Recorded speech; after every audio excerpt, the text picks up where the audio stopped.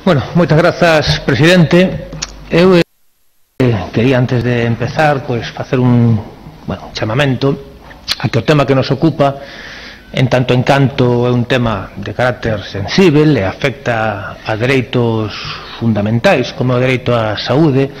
e o dereito á educación, dereitos que nestes casos están a ser contrapostos, facer un chamamento a todos os grupos a que sean conscientes da realidade que hai detrás destas situacións, das realidades dramáticas en moitos casos. E digo isto porque o sentido desta nosa proposta prodúcese despois de recibir as denuncias de varias familias que se atopan en situacións límite. Familias nas que algúns dos proxenitores, algúns dos membros desa unidade familiar teñen enfermidades graves, enfermidades avanzadas en moitos casos, enfermidades que requiren tratamentos en moitas ocasións agresivos, que producen inmunodeficiencias moi serias e que ademais teñen os seus fillos e fillas en en idade escolar, de escolarización obrigatoria. Esta é unha situación que creemos que está resolta cando son enfermedades propias no caso do profesorado, se resolve de algún xeito, se dan pautas no protocolo COVID, está resolto tamén en termos da legislación vixente para alumnado, pero a cuestión específica que nos ocupa é que o que acontece cando temos nunha unidade familiar un enfermo grave en situación de inmunodeficiencia no que o contacto coa COVID pode ter consecuencias dramáticas, pode ter consecuencias mesmo letais e que contan ademais, e isto creo que é un asunto central, con informes médicos nos que se explicita que o feito de que os seus fillos ou fillas formen parte do sistema educativo, estean indo a clase en centros nos que en moitos casos está vendo unha incidencia importante da COVID, no que mesmo está vendo aulas pechadas, no caso de que se produza un contagio, mesmo un contagio asintomático, polo tanto indetectável, dese alumno, pode levar e pode comprometer a saúde e mesmo a vida deses familiares que están, ademais de dando unha batalla, en tantos casos, heroica, e unha batalla que exixe dar o mellor de si mesmos para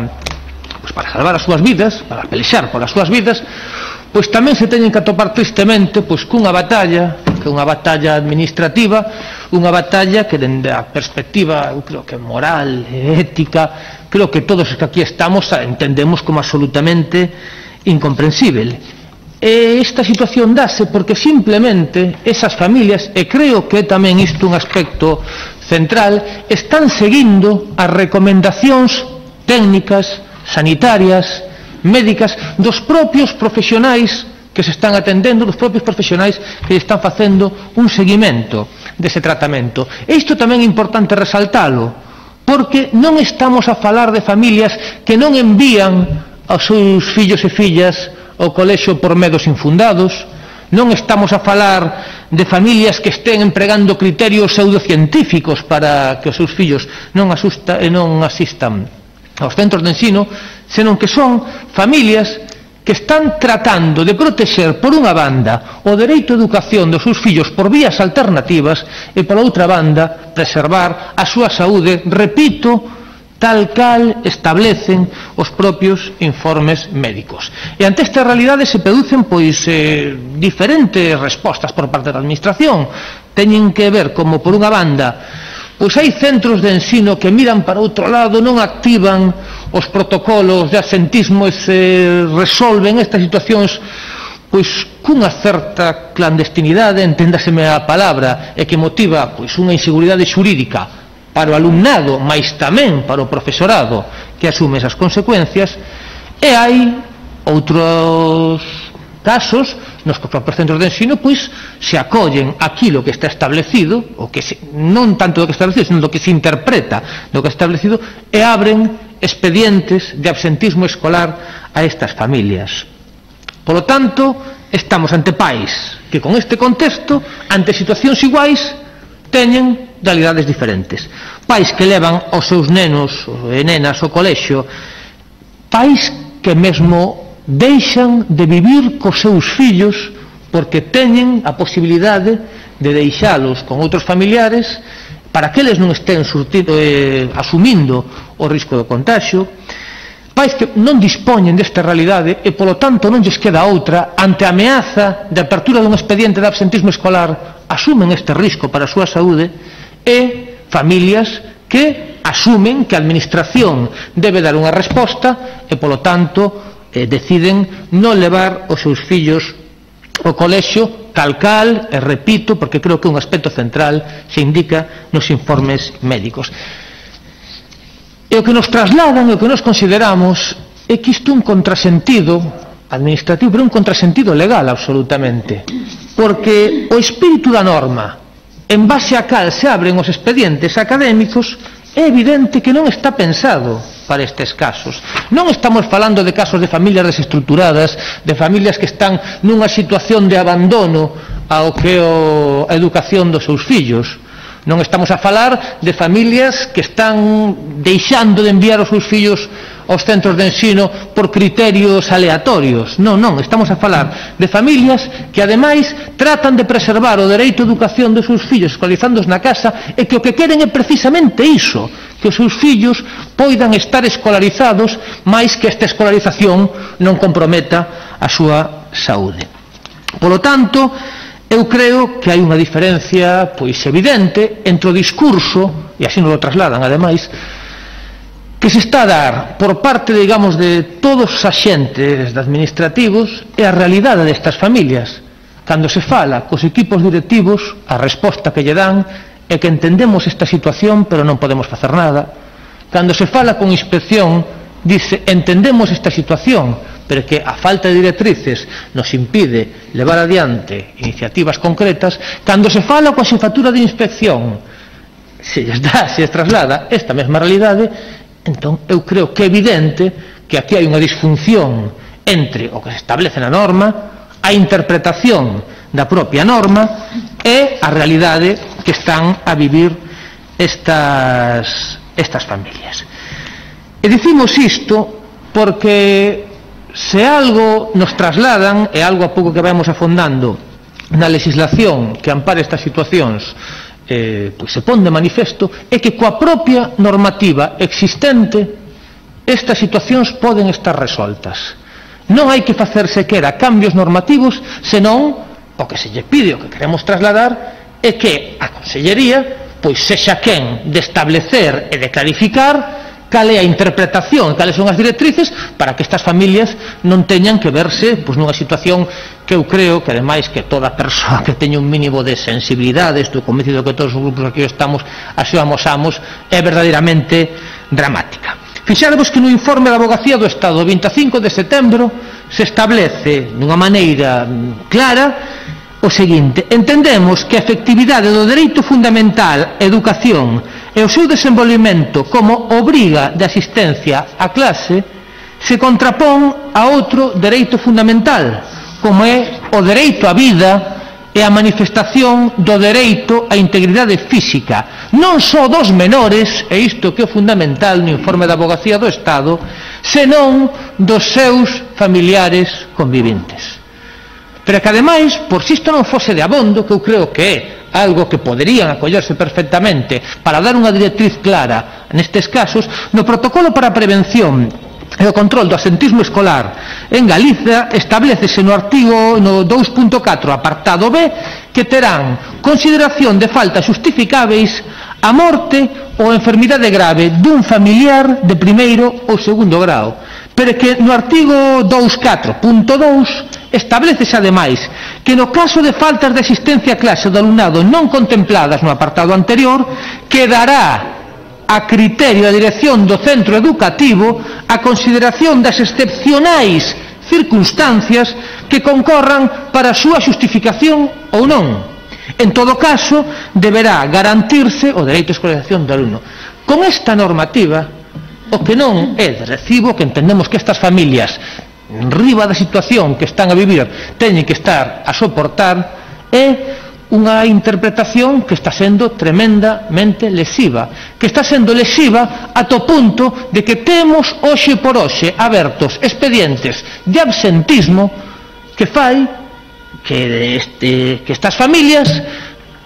que están nunha situación de desgaste emocional evidente pola situación que están a padecer, pois teñan que afrontarse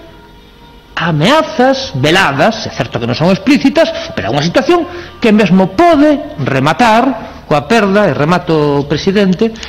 da custodia dos fillos nos seus casos extremos, que agardemos que o sentido común se impoña de vez e non teñamos que ver estas situacións. Nos creemos que por unha cuestión, primeiro, de, digamos, de dilixencia, de reorganizar estas cuestións, máis de que hai unha certa facilidade dende o punto de vista de que simplemente o que se determine que se dea un criterio claro para que estas situacións, en base á legislación vixente, a normativa que temos, se poidan resolver, pois entendemos, e remato, que é de sentido común que estas situacións se resolvan por unha cuestión de dilixencia, que se poidan resolver os expedientes de absentismo, pero creo que algo moito máis importante, porque creo que se deben resolver por unha cuestión de humanidade, porque creo que todos os que aquí estamos entendemos que isto é absolutamente inasumível nos tempos que estamos a vivir. Máis nada, e moitas grazas, presidente. Moitas gracias, señor Lourenço Sobral. Turno agora para a defensa da súa proposición non de lei. Voulle decir, señor Rodeiro, que me sorprende e instos a que se hai marxe, teñen a que rectifiquen e a que mediten o sentido do seu voto. E vou dicir tamén que me parece que durante a súa intervención, señor Rodeiro, houve frivolidades que non son propias da súa persoa e que lle pido tamén que retire. Pídolle que retire cando establece unha comparación con que un pai envíe os seus fillos a un ensino obrigatorio con ir a compra ante o risco de contagio. Creo que unha frivolidade, porque esas familias están obrigados a enviar os seus fillos ao colexio e que diga que tamén se poden contaxiar indo a compra ao supermercado, creo que unha frivolidade que non lle propia, insisto, e creo, revise despois a acta e creo que debería retirar. En todo caso, é que hai cuestións, cando falo da pena dos contagios, é certo de que se fala do 100% de contagios, evidentemente é unha errata, porque se está a referir polos datos que aí se contemplan, a parte facilmente verificável, está a falar de casos activos, e nos casos activos non hai ninguna dúbida. Entón eu creo que cando falamos de casos activos, é que eu creo que hai datos que son impepinables. Hoxe por hoxe, sobre o total da sociedade estamos nun 0,35% de casos activos, e dun 0,35% tamén no ensino. É dicir, o que estamos a falar é que nun contexto protocolizado con medidas de seguridade estamos a ter unha incidencia absolutamente igual que na sociedade xeral, e ademais en momentos previos aos peches perimetrais. Polo tanto, o problema claro que está aí. O problema está aí porque tamén na propia Comisión de Reactivación Económica se recoñecen que un de cada 3 rastrexos non se identifica a orixe, que polo tanto non sabemos se esses casos se poden dar no ámbito educativo ou non, e polo tanto esas familias claro que poden estar expostas a un contagio ademais asintomático, porque que un neno, e así están dicindo todos os organismos sanitarios, non teña síntomas non quere decir que non poida transmitir a enfermidade, coas consecuencias que tería para esas familias. E ademais, señor Rodeiro, que lle vou dicir máis, cando vostedes fan que nos comités provinciais se están a facer análises individuais, é que están demorando os tempos ad infinitum, pero que ademais, como se a análise individual non fora feita xa polo informe médico de especialista que o que determina que ese alumno está a poñer en risco, ten un risco de contagio que pode poñer en risco a familia dos pais. Eses informes xa están feitos. E vostedes veñen a dicir agora que temos que constituir un comité provincial, que hai que analizar cada caso, que hai que validar cada situación. Esas familias teñen abertos expedientes de absentismo. eu de verdade pídolle que reflexionen sobre o sentido do seu voto, porque de verdade creo que está fora de toda lógica. Está fora de toda lógica porque esas análises individuais xa están feitos polos propios profesionais sanitarios. Entón vostedes novamente, ante unha información que xa teñen no seu haber, queren que se constitúe o comité, que se volva a valorar cada caso. Por certo,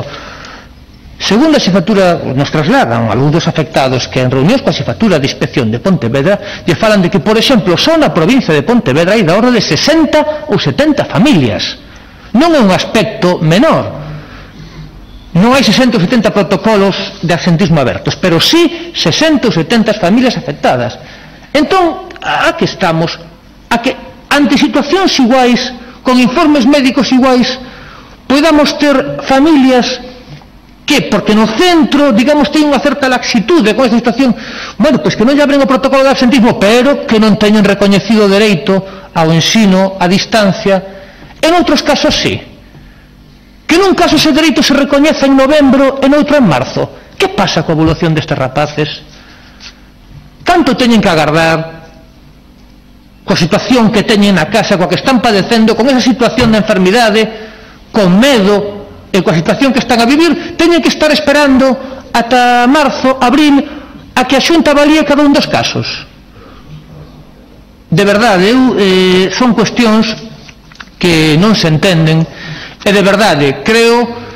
que se teñen marxe, señor Rodeiro, pola situación que se está a dar, deberían vostedes reflexionar o sentido do seu voto.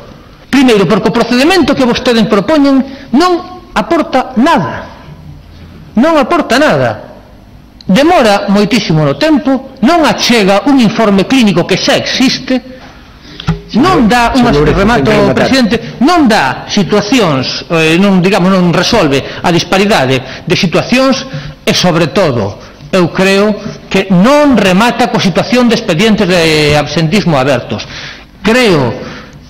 que, señor Rodeiro, e así lle fago un chamamento, porque estamos en contacto con esas familias, algunhas delas nos están mirando, e de verdade creo que a situación que se levaron,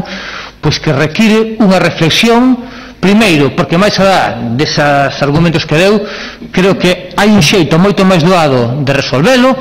e o que permite a legislación vixente, pero sobre todo porque é unha cuestión de absoluta humanidade. A ela fago un chamamento, señor Rodeiro, reflexionen, porque creo que o asunto ben o merece. Nada máis. Moitas gracias, señor Sobral.